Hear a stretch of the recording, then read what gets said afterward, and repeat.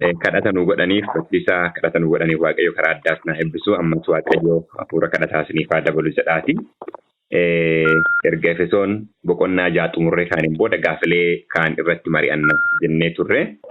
Har'a gaafii tokkoffaa uumama irratti mari'annee jennee jechuudha. Uumama boqonnaa tokko keessatti gaafilee kataan tuqaa galamaa jiru. Uumama boqonnaa tokko lakkoofsa 2 fi 126 irra yaada jiran jechuudha. Kanaaf uumama guutummaa isaa yaada isaa ilaalleetiin jenna jechuudha. Kanaaf hundi kennayyuu akka nuuf toluuf macaafa qulqulluu dubbira qabannee gaariidha. Gara qorannaa keenyatti kallattiidha yoo seennu uumama boqonnaa tokko lakkoofsa tokkorraa jalqabna. Uumama boqonnaa tokko lakkoofsa tokkorratti maal jedhaa? Waaqayyo jalqabatti bantiiwwan waaqaa fi lafaa maal godhe jedhaa? Uumee jedha. Waaqayyo jalqabatti bantiiwwan waaqaa fi lafaa uumee jedha. Tole yeroo uume jedhu kana jecha jalqabaa jedhu kana wajjin wal bira qabsiifnee Wangeela Yohaannis boqonnaa tokko lakkoofsa tokko dhaqnee ilaalla. Wangeela Yohaannis boqonnaa tokko lakkoofsa tokko irra maal jedhaa? Sagalichi jalqaba waan hundumaa dura ture. Sagalichi Waaqayyo bira ture. Sagalichi ofii isaatii maal ture jedhaa? Waaqayyoon ture jedha. Kanaaf jalqaba isa jedhu yoo ilaallee hin jennu Wangeela Yohaannis boqonnaa tokko lakkoofsa tokko irratti eenyutu ture? Kiristoosii fi Abbaa. Sagalichi kan jedhame Kiristoosii miree? Waliin jirra miti? Sagalichi jalqaba ture kan jedhu kun sagalichi kan jedhame kun eenyudha kan jechuu yoo barbaanne mul'ata boqonnaa 19 11 irraa or 11 yaa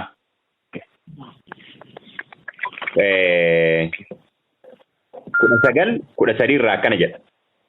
12 irraa ejjisaa akka barbadaa ibiddaatii mataansaa waan akka gonfoo baay'eetu jira maqaasaa irratti caafamee jiru tokko qabaa garuu isuma malee namni kan biraa namni tokkollee hin beeku jedhee 13 irra uffata dhiigaan cuuphame tokkoon uffataa maqaansaa sagalee Waaqayyoo jedhamee jedha. Maqaan isaa eenyu jedhamee? Sagalee Waaqayyoo jedhama. Kanaaf Wangeela Yohaannis tokko irratti yaanni arginu sagalichi jalqaba ture yoo jennu inni kun eenyudha? Kiristoos jechuudha. Ilmi Waaqaa waan hundumaa dura ture sagalichi Waaqayyoon bira ture. Sagalichi inni jedhame kun Kiristoos eenyuun bira ture? Waaqayyoon bira ture. Waaqayyoon bira ture. Inni Waaqayyo jedhamee fi sagalichi garagara jechuudha. Garagaraami? Garagara. Garuu sagalichi niif Waaqayyo illee maali? Tokko Kiristoos maal jedhee ture Wangeela Yohaannis 10:30 irratti aniif abbaan koo tokko. Akka jedhanii jire aniif abbaan koo tokko ka jedhu sun sagalichi ofii isaatii Waaqayyo ture ka jedhuun wal bira qabnee ilaalla jechuudha.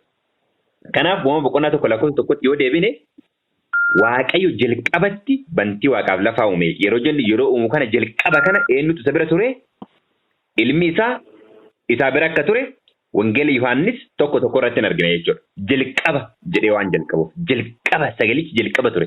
Waaqayyo jalqabatti bantiiwwan waaqaaf lafaa uume. Tole yeroo uumu kana jalqabatti yeroo uumu kana eenyuun uume ka jedhu yoo laallu Roome boqonnaa tokko lakkoofsa 2 irraa maal jedha? Ibiroota boqonnaa tokko lakkoofsa 2. Tokkorraa yoo dubbifne Ibiroota boqonnaa tokko lakkoofsa tokkorraa bara duriitti Waaqayyo si'a baay'ee karaa garaagaraatiin raajotaan abboota keenyatti maal godheera? Dubbateera. Guyyoota bara sadhumaa kanatti immoo ilma isaatiin maal godhe jedha? Nutti dubbate. Waaqayyo ilma isaa kanaan waaqaaf lafa maal godhe? Uume. Waan hundumaa harka isaatti kennuuf isa dhaabe jedha. Waaqayyo ilma isaa kanaan bantii kanaaf waaqaaf lafa uume. Uumama tokko yoo ilaalle ammoo Waaqayyo jalqabatti bantiiwwan waaqaa fi lafaa uume. Kanaaf ibsi kanneen wal bira qabne Waaqayyo jalqabumattuu yeroo bantii waaqaaf lafaa uumu eenyuun uume jechuudha? Ilma isaatiin uume jechuudha. Waliin galchaa? Yeroo kanneen wal bira qabnee akkasitti yoo ilaalle jechuudha. Tole. Lakkoofsa 2 irraa lafti bifa hin qabu. Onas ture. Callabboo gadi fagoo irra dukkanatu ture. Hafuurri Waaqayyoo bishaan irra maal ta'a ture? Socho'a ture. Hafuurri Waaqayyoo jecha hafuurri Waaqayyoo jedhu kana Spirit of God jedha Ingiliffaan. Spirit of God lakkoofsa lamarraa. And the earth was without form and void, and darkness was up on the face of the deep, and the Spirit of God moved up on the face of the water. Spirit of God. Bible application warra qabdanii Spirit of God jettanii qotishee semicolon gamaa gamanaan keessanii yoo barbaaddanii iddoo 26 jira. Macaafa qulqulluu keessa Spirit of God ka jiru jechuudha. Uduumaa jidduun galii Spirit of God jettanii gamaa gamana keessa qotishee maal keessa galchitanii jechuudha. Yoo barbaaddanii iddoo 26 jira. Iddoo kanniin Spirit of God iddoo jedhu yoo dhiqaas iddoo 3 4 tokkoon dubbisamee wal bira qabnee akka hubannuuf jechuudha. Tokkoffaa uumama tokko 26 tokko lamarraa dubbifnee irraa uumama boqonnaa 41 38 dhannee dubbifname. Uumama 41 38 akkana jedha 38 irraa. Mootiin Gibxi ergasii hojjettoota isaatiin nuyi nama hafuurri Waaqayyoo keessa jiru akkasii kana argachuu hin dandeenyaa jedhe. Waa'ee eenyu yeroo dubbatu? Waa'ee Yoosef yeroo dubbatu. Mootiin Gibxi ergasii hojjettoota isaatiin nuyi nama hafuurri Waaqayyoo keessa jiru akkasii kana argachuu hin dandeenyaa jedhe. Uumama tokko irratti hafuurri Waaqayyoo galaanarra maal ta'aa ture jenneerra? Socho'aa ture yookaan bololi'aa ture jedha. Asirratti nama hafuurri Waaqayyoo keessa jiru akka isaan argannu jedha. Okay. Ba'uu 31:3. Ba'uu 31:3. Akkas jedha 3 irraa. Ani Waaqayyo hafuura kootiin ogummaadhaan hubannaadhaan beekumsa waan garagaraatiin miidhagsanii hojjechuutiin isa maal godheera jedha. Guuteera jedha. Isa guuteera. Maal kootiin? Hafuura kootiin. Hafuura Waaqayyo Ingiliffii isaa akkana jedha Ingiliffii isaa. And I have filled him with the Spirit of God in wisdom jedha. Achuma 35:31 irraa akkas jedha. Ba'uu 35:31 irraa. Akkas jedha 31 irraa.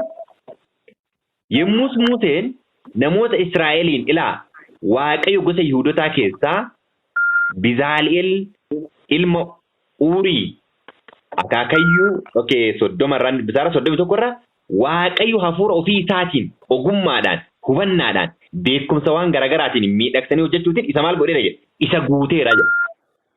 Kanaaf hafuura ofiitiin akka inni isa guute argineet hin jenne jechuudha. Iddoo baay'eetti injira iddoo Saamu'eeliin hafuura isaatiin akka guute ta'a ol guutamee hafuura isaatiin akka jedhe kan akkuma qabnu ta'ee Iyyoob bira dhaqee iddoo tokko dubbisa. Iyyoob 33:4 qorannaa kenna wajjin waa wal qabatuuf jechuudha. Iyyoob boqonnaa 33:4 namoonni biraan baasan dubbifachuu dandeessu 33:4 irraa itti fufaa. Hafuurri Waaqayyo na uumeera. Hafuurri inni hunduma danda'u anatti baafatee sinis anan jiraachisa. Amiin. Hafuurri Waaqayyo na uumeera tokko. Hafuurri inni hundumaa danda'u anatti baafate sun ana maal godheera jedha. Anan jiraachisa jedha. Jiraachisuuniif uumuun tokko moo garagara? Tokko. Uumuun jiraachisuu jedhu wajjin tokko ta'e jechuudha. Kanaaf hafuurri Waaqayyo jedhee keessa hafuurri inni hundumaa danda'u anatti maal godhe jedha. Anatti baafate jedha. Kanaaf hafuura Waaqayyo jechuun hafuura inni maal godhe jechuudha. Nutti baafate jechuudha. Mee yaada kana qabanneeti faarsaa bira dhaqnee iddoo tokko laallame. Faarsaa boqonnaa 33 or 34 inni dhagaa miti. 33 jaarraa akkana jedha. Bantiiwwan Waaqaa dubbii Waaqayyootiin jedha. Bantiiwwan maaliidhaan dubbii Waaqayyootiin wanti bantii Waaqaa keessatti argaman hafuura afaan isaa keessa ba'uun maal ta'an jedha. Hojjetamanii jedha. Argitanii? Iyyoob 33:4 irratti fi faarsaa 33 jaarratti kan argine hafuura Waaqayyo jechuun hafuura afaan isaa keessaa maal ta'udha? Ba'u jechuudha. Hafuura jiraachisu. Hafuurri kun maal inni? Hafuura qulqullu. Iddoo biraa jechuun wal fakkaatu kana Maatiyoos tokkoffaa Qorontos boqonnaa 2 lakkoofsa 11 hojii wal bira qaba jechuudha. Jechuma tokko fayyadama kunillee. Tokkoffaa Qorontos boqonnaa 2 lakkoofsa 11 irraa maal jedha? 2:11 irraa akkas jedhaayi. Waan yaada namaa keessa jiru hafuuruma namicha keessa jirutu beeka malee namni biraa beekuu hin danda'u. Akkasuma hafuura Waaqayyoo malee eenyullee yaada Waaqayyoo maal gochuu hin danda'u?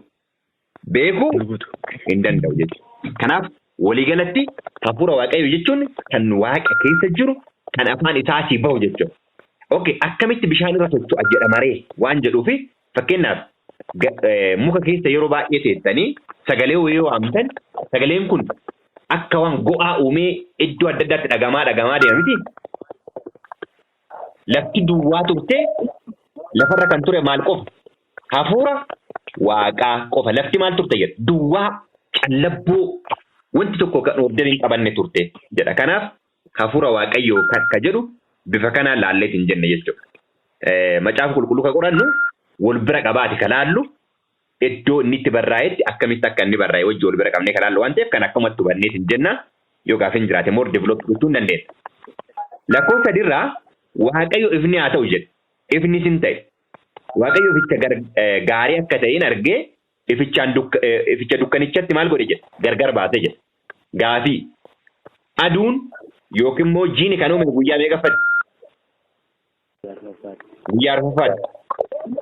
Echi ifti asii kun immoo maalidha ree? Yaa maalidha? Asirratti barnoota garaagaraatu kennama kanarratti. Tarii yoo isin hin qunnamne hin beeku malee doktoriinii baay'eetu jira jecha kanarratti. Garuu waan tokkotu jira. Waaqayyo guyyaa jalqabaa kanatti maal godhe jedha? Ifa uume. Ifti garuu bifan godhanne addan qoqqoodamne akkuma lafti jalqaba maal turte jedha? Qallabboo turte jedha miti ree?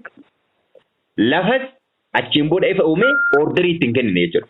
Guyyaa arfaffaatti dhufee maal godheen? Guyyaa irratti kammoo halkan irratti kammoo maqaa isaa adda addaa maal godheetiin jedhe? Moggaaseetiin jedhe jechuudha. Moggaaseetiin jedhe. Kanaaf orderii qabsise jechuudha. Waaqni Waaqa principle or God of order.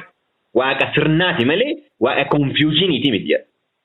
Kanaaf kun eessaa jalqabe? Uumama irraa jalqabe. Waaqayyo waan hundumaa tartiiba qabsise. Fakkeenyaaf lakkoofsa irratti Waaqayyo ifichaan guyyaa dukkanichaan kan jedhee moggaasee galgallis ta'e ganamni guyyaa tokkoffaa jedha.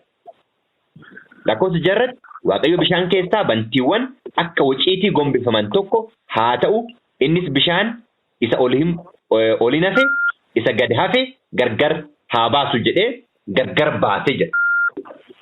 Deebee bishaan keessaa maaltu akka ba'u qabu orderii isaa adda ka'e jechuudha. Kana uumamaan beektanii guutaa kanarratti wanti biraa wanti jechuu barbaadu hin jiru. Wanti guddaan tokko maanni yeroo hundaa akka macaafa qulqulluutti lakkoofsi guyyaa yoom jalqabaa? Galgala jalqabaa. Sanbata irratti hin beekna waan ta'eef galgalli ta'ee ganamni jedha. Macaafni qulqulluun galgalli ta'ee ganamni jedha. Akka addunyaa itti lakkooftu sirrii miti jechuudha. Kanaaf Waaqayyo waan hundumaa tartiibaan akka uume hundumanni keenyayyuu argina jechuudha. Fakkeen lakkoofsa 14 irratti maal jedhaa? Akkasuma Waaqayyo guyyaa fi halkan gargar baasuuf bantii Waaqaatti ibsoon haa jiraatan. Inni milikkitoota busaan waggoonni ittiin beekaman haa ta'anii jedheen. Wanti aduu kenneef, wanti urjoota kenneef, guyyoonni maal ittiin haa ta'aniif? Haa ittiin lakkaa'amaniif. Guyyoota ittiin lakkaa'uudhaaf jechuudha. Waa'ee guyyaa lakkaa'uu keessatti nu especially ka'umsi waldaa Adventistii guyyoota wajjin konnekshinii guddaa qaba jechuudha. Profeesii wajjin. Kana hubachuun baay'ee barbaachisaadha. Mul'ata waan hubannuuf jechuudha. Tole. Gaazexni lakkoofsa 26 bira dhumna iddoo qorannaa keenyattu qaalammataa. 25 irraa Waaqayyo bineensota lafaa akka qomoo isaatti, horii qe'ees akka qomoo isaatti, wanta lafaa munyuuqu hundumaa akka qomoo isaatti ni uume. Kunis gaarii akka ta'e Waaqayyo in arge jedha. 26. Kana booddee Waaqayyo kottaa akka bifa keenyaatti jedha. Jecha kottaa jedhu kana Ingiliffa keessas hin jiru. Amaariffa keessas hin jiru jechuudha. Mee irra konverti goonee ilaalla. Warri Ingiliffas harkaa qabdan, warri Amaariffas harkaa qabdan. Mee Onisimoos maal jedha 26 kana? Waaqayyo jedhee kottaa nama dhuunfaa bifa keewwatti akka fakkeenya keenyatti qulqulluu galaanaatti. deemanii allaattii waaqaa fi horii lafarra hundumaa lafa hundumaa lafarra kan mul'atu luuqaa hundumaa. Ameen. Mee Ingiliffi isaa akkana jedha. Ingiliffi lakkoofsa 26 kana. And God said, Waaqayyo, let us make man in our image after our likeness. Nama maal haa goonu? Haa uumnu. Nama haa uumnu jedhe jedha. Amaariffatti isinii dubbisa. 26 አዲሱ መደበኛ ትርጉም ይላክ እግዚአብሔር አለ ሰውን በመልካችን እንደ ምሳሌያችን እንፍጠር። እና ጋሚቲ ሰገሌንጎ እሺ አዲሱ መደበኛ ትርጉም ይላክ ነው የቶ 26 እግዚአብሔር ሰውን በመልካችን በአምሳላችን እንስራ ጀለጀ አማ akka amaariffaatii fi akka ingiliffaatti illee qajeelaadha. Fakkeenyaaf leettaas yoo gaafa jedhe nama tokkoon leettaas muuf leettaas duu jechuu hin danda'u nama tokkoon. Jechuu danda'amuu hin danda'u. Warri barsiisonni as keessa jirtu waan ta'eef leettaas duu leettaas sleep leettaas iti jechuu hin danda'u nama tokkoon. Hin danda'ama. Hin danda'ama. Jechuun hin danda'ama. Okay. So, wanti kan ni jedhe let us make man in our image after our likeness. Tokko lakkoofsa tokko irratti maal laallee turre Waaqayyo ardittamii uume yeroo jennu eenyuun uume jenneerra. Ilma isaatiin uume jenneerra. Wangeela tokko Yohaannis boqonnaa tokko lakkoofsa tokko irratti jalqaba maaltu ture jenneerra sagalicha. Sagalichis Waaqayyo bira akka inni ture waan uume hundumaa ilma isaatiin akka uume ilaalleerra. 26 irratti dhufnee leettaa jedhe ammallee. Dubbiin jiru tokko ifa ka ta'e kaaffeere jira kaaffeerame jira. Inni affeere jira inni affeerame jira. Kana jedhamurra. Erga kana beennee kaaneen booda ammootu namuma kanayyuu akkamitti uumna ka jedhu akka bifa keenyaatti akka fakkeenya keenyaatti ka jedhu uumameetiin jedhe jechuudha. 27 irra meeshaa dhedhee dubbeeru 27 irra. 27 irratti diqqoo hintinuu kenna waan ta'eef. 27 irra akkana jedha. Egaa Waaqayyo akka bifa isaatti nama maal godhe jedha uume. Akka bifa isaatti maal godhe nama uume. Amma Waaqayyo inni jedhu kuni wangeela Yohaannis boqonnaa tokko lakkoofsa tokko irratti sagalichi jalqaba ture sagalichi eenyuun bira ture jenneera. Waaqayyo bira ture jenneera miti. Okay. Ibroota boqonnaa tokko lakkoofsa 2 irratti immoo Waaqayyo ilma isaa kanaan bantii waaqaaf lafa maal godhe jenna uume jenna. Waaqayyo eenyuun ilma isaatiin. Ammas Waaqayyo akka bifa isaatti nama maal godhe uume. Bifti Waaqayyo eenyu inni? Kiristoos Yesuus. Ibroota boqonnaa tokko lakkoofsa 3 irraa maal jedha? Ibroota 1:3 irraa akkasumas Galaatiyaas 1:15 irraa Ibroota 1:3 irraa akkana jedha. Ammas namni biraan ba'ee dubbisuu danda'a inni dubbisa biraan ba'eera. Isni ulfina Waaqayyoo isarraa maal godha calaqqisa. Waaqayyo akkuma jiru isaan maal ta'a jedha? Isaan mul'ata jedha. Akkuma jiru dubbiin isaa humna qabeessaan waan hundumaa hin baata jedha. Qolaasiyaas 1:15 irraa maal jedha? Qolaasiyaas 1:15 namni biraan ba'ee dubbisuu danda'a. Kiristoos jedha. Kiristoos bifa Waaqayyoo inni ijaan hin argamne ittiin namatti mul'atudha. Ameen. Nama hundumaa biras immoo dhalate jedha. Ameen. Bifa Waaqayyooti fakkeenyi Waaqayyo eenyudha jechuudha. Kiristoos jechuudha.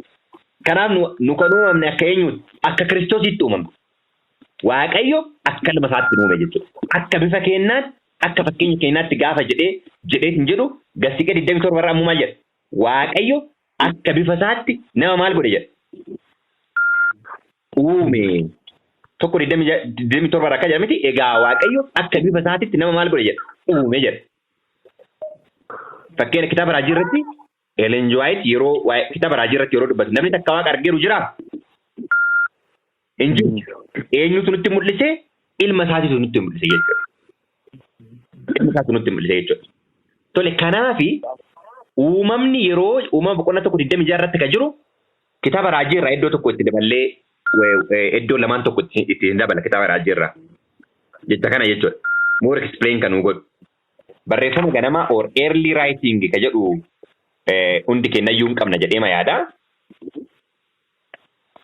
Fuula 145 irraa akkana jedha. 145 keeyyatuma tokkoffaa irraa. Mata duree kufaatii seexanaa jedhu jechuudha. Satan was once an horrid angel in heaven next to Christ. Yeroo tokko seexanni samiitti ulfina qabeessa ture. Eenyutti aanee aangoo qaba ture jedha.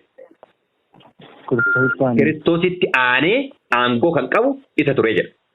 Garsidhee yeroo dubbifnu but when God said to his son, garuu yeroo Waaqayyo ilma isaatiin let us make man in our image after our likeness, Satan was jealous of Jesus jedha. Yeroo Waaqayyo ilma isaatiin nama haa uumu jedhuuni Satan immoo maal ta'e jedha. Itti naafee jedha obboloota koo. Itti naafee jedha. Kanaaf uumama boqonnaa tokko lakkoofsa tokko irratti 26 irra kan jiru abbaatu ilma isaatiin maal ta'e jechuudha. Ilma isaatiin nama haa uumnu akka bifa keenyaatti akka fakkeenya keenyaatti jedhe jechuudha. Ishi desire of age al tokko barreeffama jalqabaa amma fuudhamee gatte. Early writing fuula 145 keeyyata tokkoffaa. But when God said to his son, let us make man in our image after our likeness, Satan was jealous of Jesus. Eshi isa desire of age birani sin daka. Desire of age hawa bara jechuudha fuula 769 keeyyata lammaffaa. Fuula 769 keeyyata lammaffaa akka jedha. In the beginning, the Father and the Son had rest up on the Sabbath after their work of creation. Jalqabatti abbaanii fi ilmi erga hojii uumuu xumuranii ka'aniin booda guyyaa sanbataatti waliin maal godhan jedha. Boqotanii jedha. Guyyaa sanbataatti kan boqote eenyudha? Abbaa fi ilma. Hojii uumuu kan xumure jechuudha. Erga xumuranii ka'aniin booda jedha. When the heaven and the earth were finished and all the host of them, Genesis 2:1, the creator of all heavenly being rejoiced in contemplation of glorious saints. Kanaaf erga uumaanii fi uumamaan guyyaa kanatti maal godhanii hin jedhan hin boqotanii gammachuu guddatu ture jedhee hin jedha jechuudha. Kanaaf uumamni boqonnaan tokko lakkoofsi 26 abbaatu ilma isaatiin nama haa uumnu jedhe malee qaama biraatu jira jechuudha miti. Kitaabni raajii kanaan ka'a. Okay, mee macaafa qulqulluu immoo deebinee sappoortii goona macaafa qulqulluutiin. Fakkeenya boqonnaa 30 lakkoofsa 4. Macaafa fakkeenyaa boqonnaa 30 lakkoofsa 4. Namni biraan baatan naa dubbisuu dandeessu.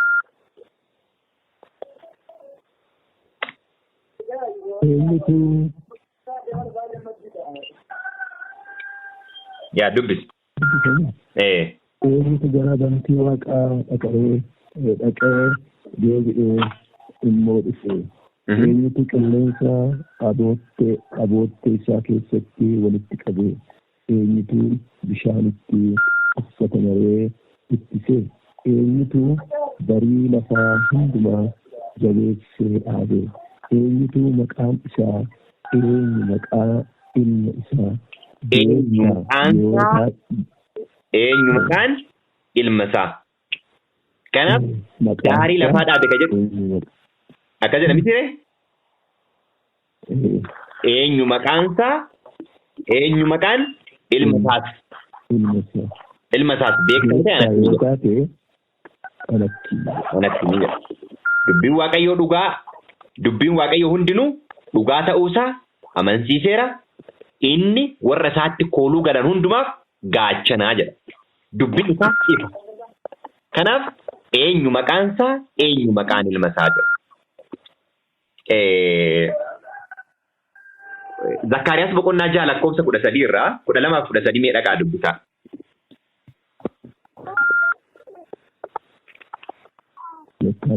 Zakkaariyaas boqonnaa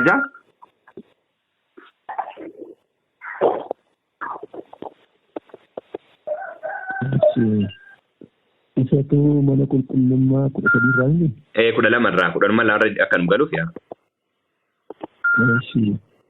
Iyyaasuudhaan immoo Waaqayyo gooftaan machaa kunoo namni maqaan isaa Latii jedhamu tokko as jira. Inni iddoo jiru alatti dhaamee damee isa godhata.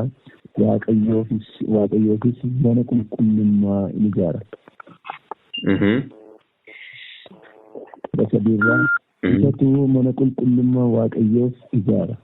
Inni surraa uffatee teessoo isaa irra taa'ee in mo'a. Lubni tokkos teessoo isaa bukkee in jiraata. Isaan lamaan nagaadhaan walii wajjiniin in jiraatu jedha. Ameen. Kun kallattiidhaan jedha kitaaba hafuuraa irratti wadhaansoo guddaa dhadhanii yeroo dubbiftanii latii inni jedhamu kun Kiristoos hin akka bu'u. Mariin the only being in the universe that enter in council with the Father jedha. Jecha san yaa barbaadara desire of a namni na yaadachiisu jiraate Greek controversy irra 493 yoo okay I think mee dubbifna iddoo kana dubbiseen gara dhumaatti fida waa'ee mariin nagaa isaan lamaan gidduutti ta'a jedhamti Zakkaaraas irraa amma ka dubbifne kan mariin eenyu gidduutti jedha isaan lamaan gidduutti jedha. Isaan lamaan gidduu kan jedhuun wadhaansoo guddaa irratti kallattiidhaan dubbisuu dandeettu abbaa fi ilma gidduutti akka inni jedhu kallattiidhaan arginiit hin jenne jechuudha. Tole jecha kana Greek controversy fuula 493 keessatti tokkoffaa irraa akkana jedha. Jecha kana inni isin dubbiseen gara walitti qabuutti fida. Before entrance of the evil cubbuun hello sagaleen ko dhagama yeah before entrance of the evil there was a peace and the joy throughout the universe all was in perfect harmony with creator will seensa cubbuu dura samiin hundinuu walii kan gale ture jaalalaan jechuudha love for God is supreme love for one another is partial jaalalli waaqaaf qabamu hunda caalaa jaalalli waliif qaban immoo isaa gadi katee jechuudha. Christ the word is the only begotten of God was one with eternal Father in nature, in character, in purpose. Ilmi waaqaa abbaa wajjin tokko katee uumama isaatiin amala isaatiin kaayyoo isaatiin jecha tan akka jala murtan barbaada. The only being in the universe that could enter in counsel and the purpose of God. The only being jechuma jedhu. The only being in the universe. Isa qofaadha jedha. University keessa beingin yookaan ammoo qaamni abbaa wajjin mariitti maal godhe jedha. Seenee jedha. By Christ the Father raat jedhee waa hundumaa karaa ilma isaa maal akka godhe akka uume Efesoon boqonnaa 3 keessatti yeroo qorannu ilaalleerra jechuudha. Kanaaf gaafii tokkoof karaa kanaan deebii laannee hin jenna irratti illee gaafiin dabalataa dhiyaachuu danda'a. Kadha geennetti akka jiran ammas Waaqayyo nu gargaaru nu eebbisu gaafii itti aanu immoo wiixata irratti fufnaa eebbifama.